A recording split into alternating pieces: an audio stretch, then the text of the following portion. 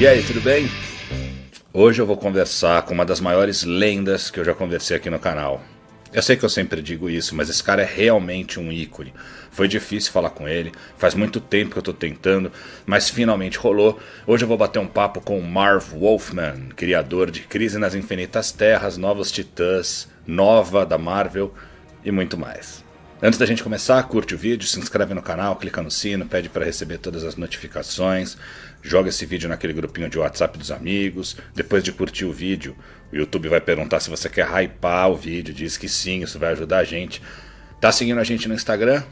HQ Você Precisa Saber, vai lá, tem muito conteúdo legal.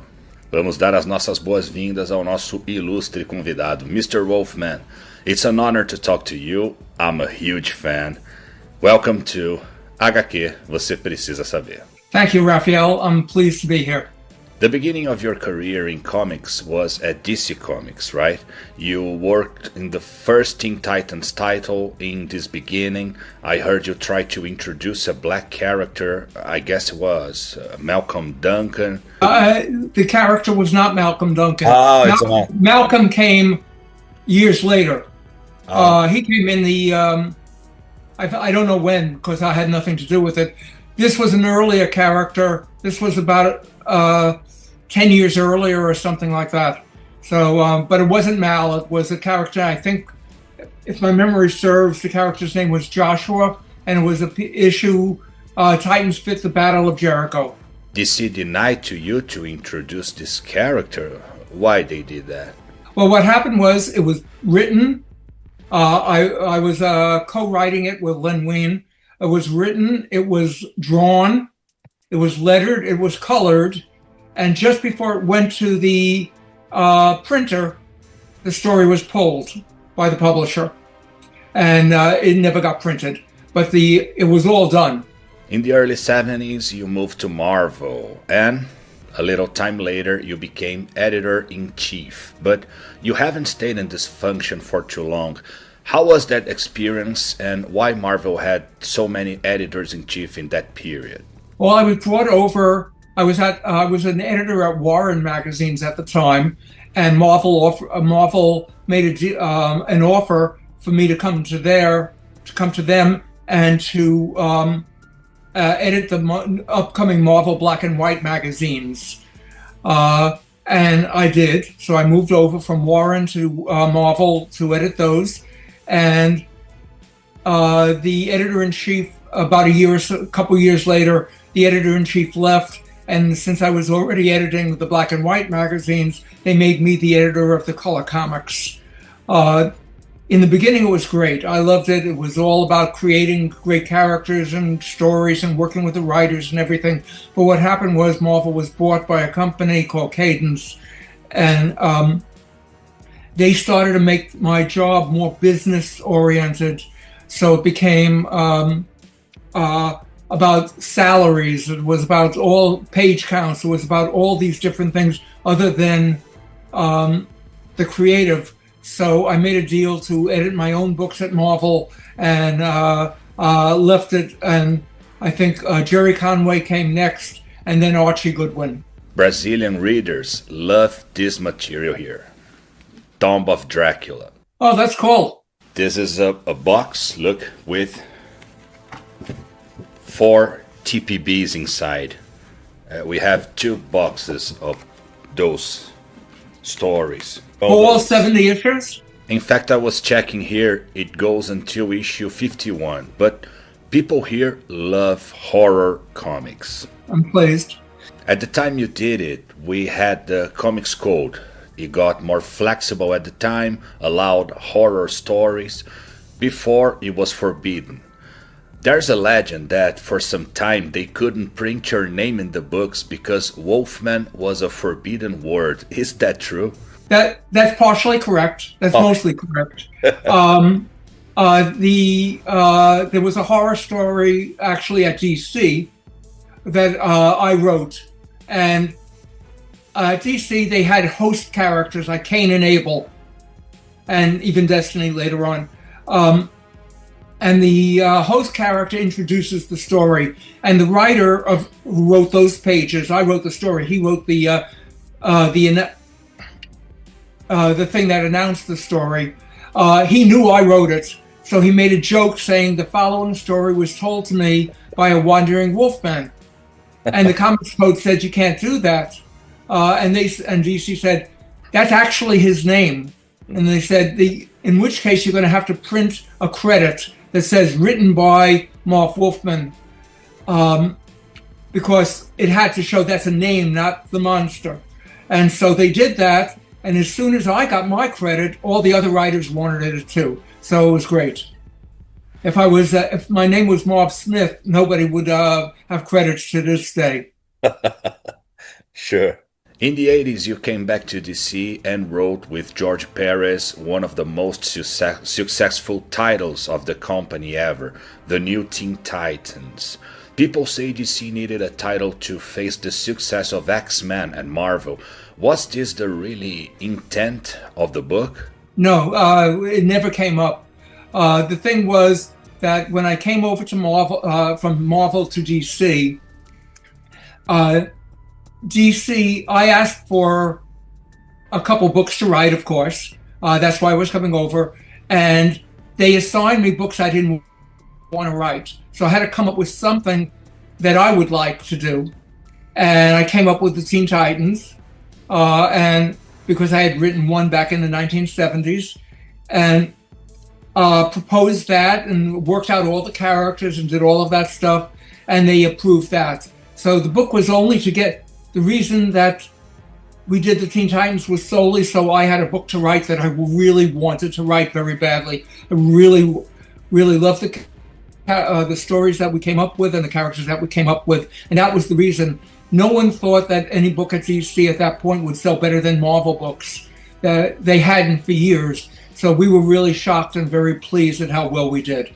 And you and George created a bunch of new characters: Cyborg, Raven, Starfire, Deathstroke. How was the creating process between you and George, and how much influence he had in the plots, in the work at all?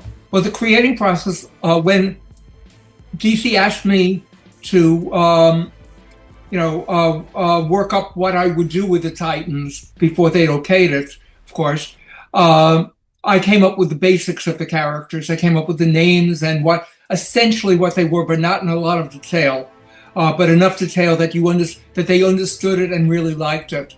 Once that was approved, I went to George, showed him all the stuff and showed him what I had written, and asked him if he'd like to draw it. He wanted to draw the Justice League, but thought this would be fun because until he could get to do the Justice League. And what happened was, because it sold so well, we just stayed on that book forever.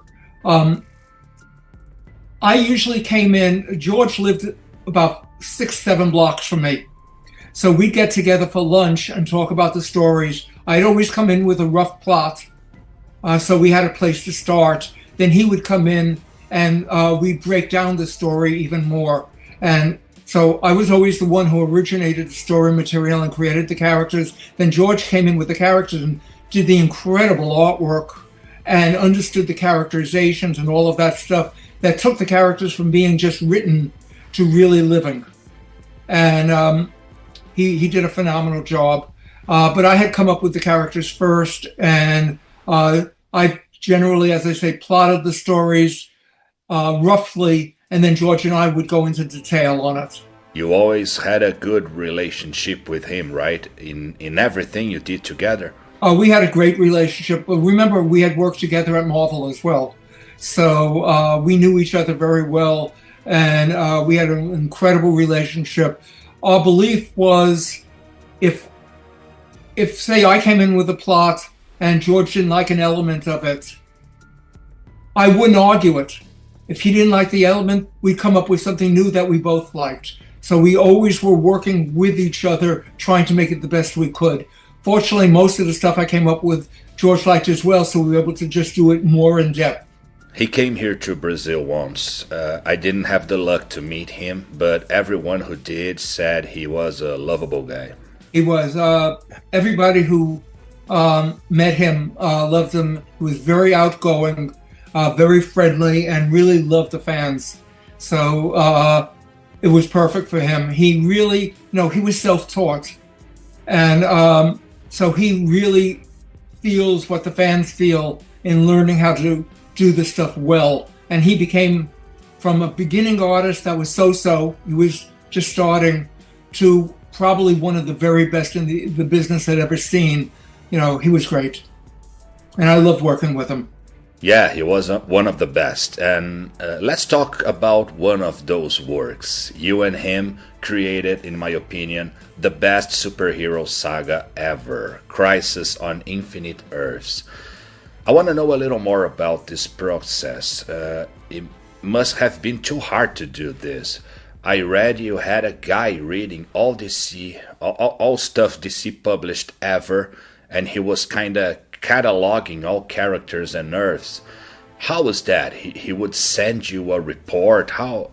It turned out, very strangely, that I really didn't need it, because I had read all the DC books going back to 1938. No, I'm not that old. When I first started at DC, I was on staff, and at lunch hour, I would go into the library and read all the books. So I read them when I was much older, and read all the major characters, and I still remembered it all. So what we did was we took, his name was Peter Sanderson, and he made detailed notes for every book. And then we launched the DC Who's Who, if you remember that book. Yeah, I remember. And so what he did was perfect for the DC Who's Who. And because that was all about the minutiae, it was all about the little things, about each character. So we put all of that work towards the Who's Who, while I walked off and did the Crisis book. Oh, I forgot to show you a Brazilian New Teen Titans comic mag from the 80s. This was smaller than American issues. It's called here Os Novos Titãs.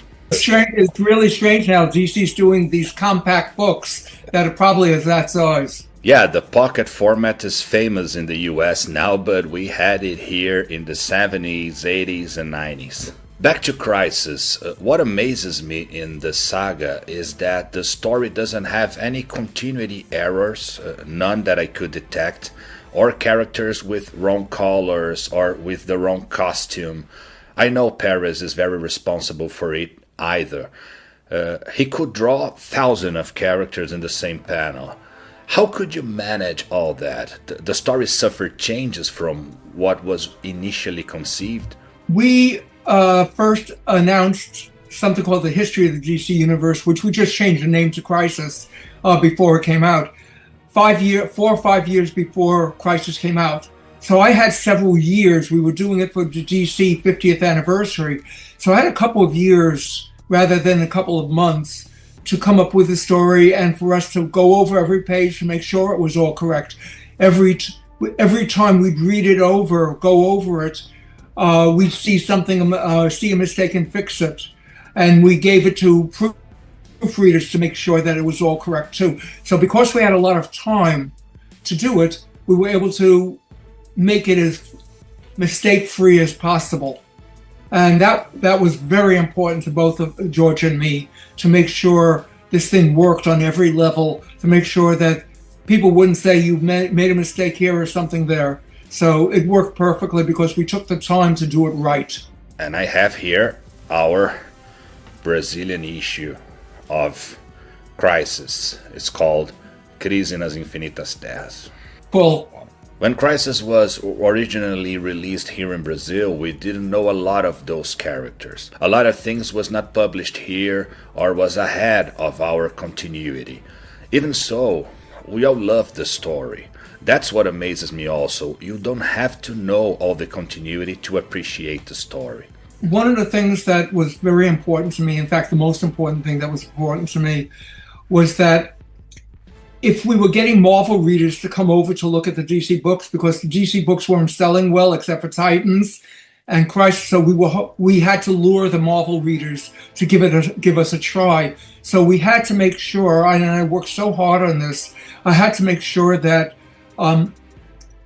it was accessible to people who didn't know any of the DC characters. It's one of the reasons why we didn't show Superman, Batman, or Wonder Woman in the beginning. We wanted, because we figured that the Marvel readers weren't reading DC because they didn't like the most popular characters of DC. They didn't like Superman, Batman, and Robin. So I wanted to show all the other type of characters for a couple months before we brought in the big guns. So it was very important to me that it be understood by the Marvel readers, that they wouldn't go, I don't understand this at all, and throw it away. I wanted them to read it, and meant working really hard to make sure every character was, that you understood who every character was. And that's not easy, but as I say, we had a couple years, so I was able to do that. Is that the reason Batman is almost a supporting character in the saga? Yeah, he's also not needed. Yeah. No, he doesn't have the ability to do a lot of that stuff. Yeah, but yeah. I figured, everyone figured the readers knew who Batman was, whether or not they were Marvel readers, because of the TV show, because of them, all of that stuff. So there wasn't a crying need to show Batman up front. They knew it. Same with Superman. And about... we did show the fake Superman, the evil Superman from Earth 3. And we had the villain kill him to show how powerful the killing was, because he was Superman. He was just called Ultraman, and he was a villain. But his same powers as Superman, and that's how powerful the Anti-Monitor was, that he could kill off the Superman doppelganger instantly. Hal Jordan don't even appear in the story. Was that an editorial thing, or...? No, he wasn't active at the time in the rest of the books. Yeah. So as much as we would have liked to have put him in, he wasn't Green Lantern at that point. Yeah. So there was no way to logically put him in. I wish that we had thought just to have a background, him pop up for a second, but we were really tight for story. There was so much in that. We just had to elect to finally say no. But we did show Green Lantern, of course. Yeah. With John Stewart. John Stewart and Guy Gardner appears in a small scene. In the beginning of the story, we have all those characters the Monitor recruits for the first mission in the multiple Earths. The options you made there, is there were a reason to choose those particular characters? We had Solovar, Firestorm, Blue Beetle.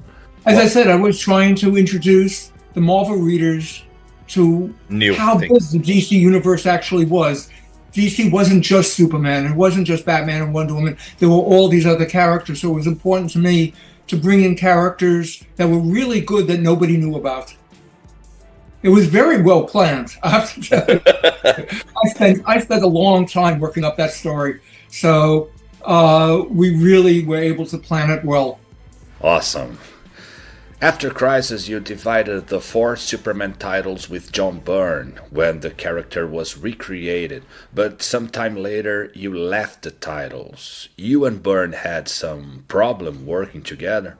We just had different views of Superman in many ways, though we were very similar, but we just had some different views. You co-created some important characters. There's no time to make a question about all of them, so I'll say some names, and please tell me something about how you feel or some curiosity about their creation, okay? If I can come up with anything. Blade.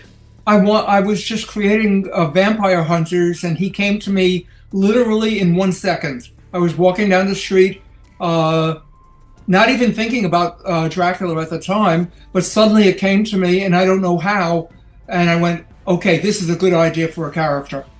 It really was. Bullseye. I wanted to come up with a villain that was long distance.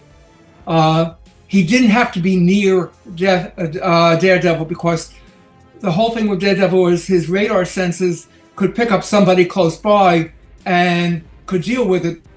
But what if they were 2 blocks away?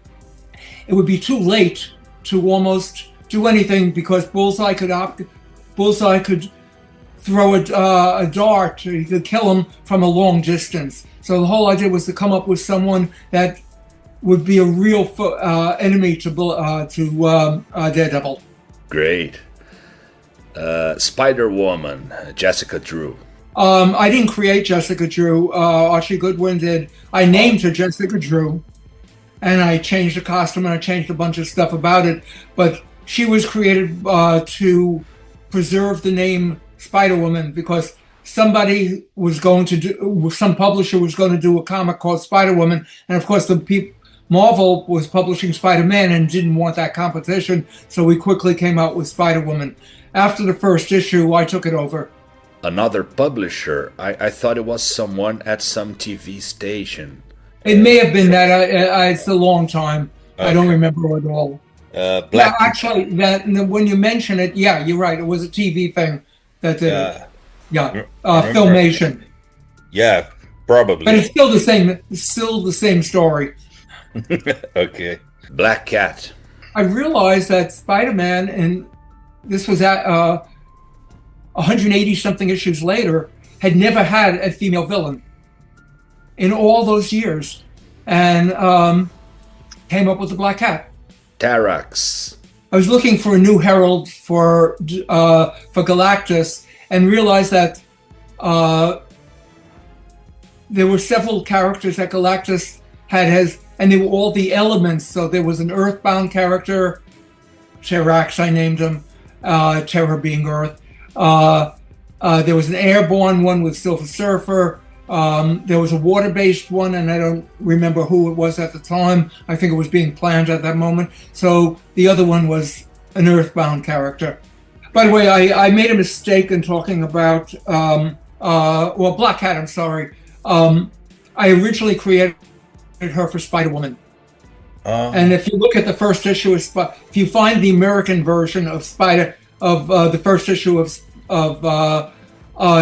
Spider-Man that introduces Black Cat, I wrote all about that. And then but before I put it in, so she was created for Spider-Woman, same reasoning and all of that sort of stuff. And I was already writing Spider-Man, and then I just decided to move her instead from Spider-Woman over to Spider-Man. Ah, okay. And about Terra from New Teen Titans? Just looking for a good character that would look like she was a cute kid, and let the readers make the mistake of thinking that, well, she's bad now, but she'll be good later. And then say, no, she's never going to be good. She's crazy. So. And it's clever, because the easy thing would be to show a very apparently good character that then shows herself as an evil person. But no, she always shows herself as a terrible person. Because, I like playing games. I like playing games with the readers, where you get them to think one way and then you suddenly show it the other, because that keeps them involved with the book. They're trying to figure out what you're doing, and I think that's important so that they don't get bored. And it was very hard for us to not fall in love with the character and change it, but we were determined from day one, when I came in with the idea for it, that she will never be redeemed. She had to be bad. And we love doing that and leading the readers to think, of course she will. Omega Man. Coming up with just more characters. Since I was writing Green Lantern at the time, I wanted to come up with space characters that he could interface with. And also, in Titans, Starfire was from the Vegan star system, and I wanted to flesh out all of DC's otherworld characters. So they were also from the Vegan star system. And Team Drake. I was asked to create a new Robin, and I wanted to have a character who realized that Batman at that time was going through problems because he wasn't taking into account Jason's death. He wasn't letting himself grieve over Jason's death. He was becoming crazier and crazier as far as I was concerned. So I needed him to prove to Batman that Batman needed Robin. He needed him to keep him centered. And I think he's become, one of the most popular Robins ever. So I'm really pleased. We have in Brazil one of the largest Comic-Cons of the world. It's called CCXP. Have you ever been invited to come?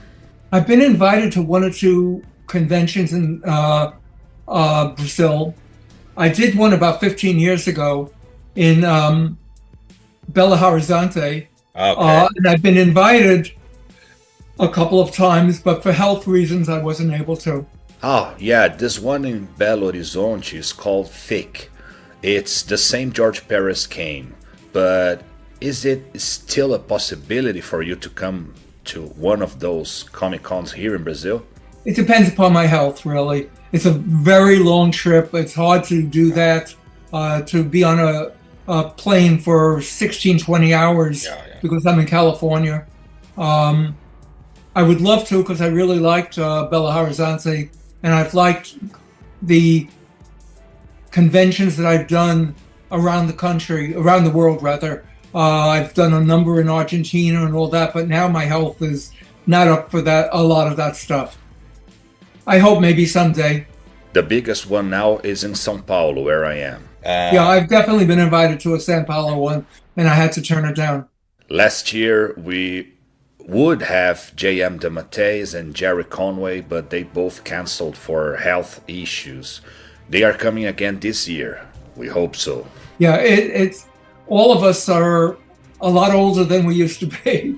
There's a character we love here in Brazil, Nova. It was very successful at the time it was published here in the 70s and 80s.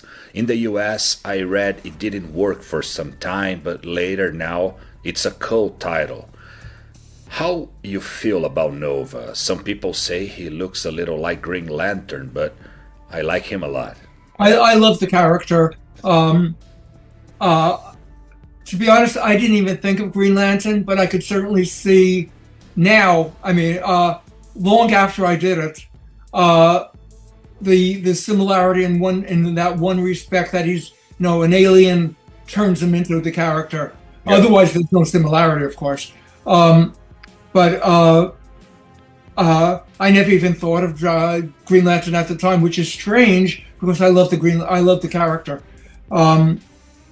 But it worked out that way. It didn't do that well at when it first came out because I was aiming at a young audience.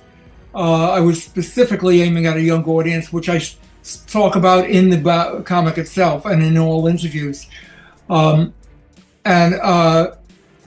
feeling was because I was writing Dracula for an older audience, I wanted to write a book for the younger audience as well and came up with Nova for it.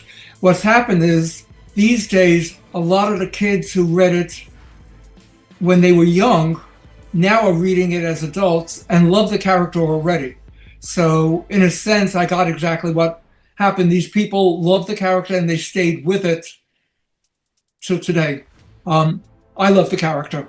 Some years ago, I was at Disney World, Orlando, with a Nova t-shirt, and some guys in their 30s or 40s looked at me and said, "Nova! Long time I don't see the character." I was surprised how many people like him. Keep talking about a movie or TV show, so I hope that happens. I hope so. I hope because he is popular today. Yeah. And I hope he's Richard Rider, right? Because they created another character later. No, they've always said I have no personal knowledge, but they've always said in print that it was Richard Rider. So I hope it is. I hope so. The idea for Nova came from you, or Marvel said, "We need this," or "We need that"? No, it came from me. I had done a Nova in my fanzines when I was a kid. My amateur magazines. He was called Black Nova then. But I had done him when I was like 15. And so it all came from me and decided I wanted to write. I thought he'd be a good character at Marvel. Ah, great. I didn't remember that. My channel is about old stuff. That's why we're talking about those things from the past. But I always like to ask, are you working yet or are you retired? Last year, I wrote a 250-page graphic novel that will probably come out next year. It's being drawn right now. And I'm working on a short story for another publisher. But the graphic novel is the thing that's taking up most of my time, and nobody will see it until it's all done. So that's a lot of pages for an artist. I watched a documentary about that Crise on Infinite Earths animation. You were on it talking about the saga. Were you involved in that production anyway? I had nothing to do with it. Oh, okay. Did you like it? I liked it, yeah. Well, it was not what I would have done, but it was well done. The comics are very, very, very superior. It's hard to do that correctly. Crisis is a very difficult book to do, and animation has a great deal of problems with hundreds upon hundreds of characters because they all have to be drawn, and so they were starting off with the inability to actually do that correctly. Just like the live action Crisis that was on, they can't have 100 characters in it. They can't pay that many actors, so you have to make changes. The version that I did with George is the definitive version of it, and the others are great remembrances and great additions to the legend. In the case of the animation, they did what I feared. I guess they are afraid of continuity problems. Oh, this can't use this character anymore. This Flash is not the same person. We have to change it. This Robin. And I prefer to see that saga at that time. I fully expected them to have to cut it back tremendously. I've been in animation enough to know they couldn't do what I did. Yeah. It's easy when you have someone like George to draw 1,000 characters in each panel, but it's really impossible when you're out trying to animate them all. Yeah, it's almost impossible, I understand, but I would like to see something like they did with Dark Knight or Watchmen to capture the way George used to draw and do some animation from it. But I know it's a lot of voices, a lot of characters. It's financially impossible. Yeah. And also, if you want that story, read the comic. Yeah. Thanks a lot for your time, Mr. Wolfman. I know it's not easy to talk with people from other countries who don't speak your language that well. You speak it perfectly. Oh, thank you very much. But I thank you very much for your time and your kindness. Thank you, Raphael. You take care, and take care, people. Pessoal, quer ter mais destaque aqui como fã do canal, é só entrar no nosso clube de membros, clica no botão torne-se membro, ao lado do botão de inscrição aqui embaixo, vai ter um videozinho te explicando direitinho. Essa galera aqui, ó, tem vantagens exclusivas, alguns ganham quadrinhos, alguns estão num grupo exclusivo pra gente conversar, e todos eles são apoiadores e membros preferenciais aqui do nosso canal. Junte-se a nós! Por hoje é só, ainda essa semana tem as 10 melhores HQs que eu li em 1997, e nas próximas semanas tem a saga dos X-Men, preview das edições 1, 2 e 3 da segunda temporada, ainda bem que tá atrasando pra gente não ficar tão atrasado com o vídeo também, a saga do Homem-Aranha, review da edição 4 que já saiu e preview das 5 e 6, autores Jim Shooter e... em breve, a HQ que eu lia e o filme que eu vi, Pacificador, temporada 2. Até lá!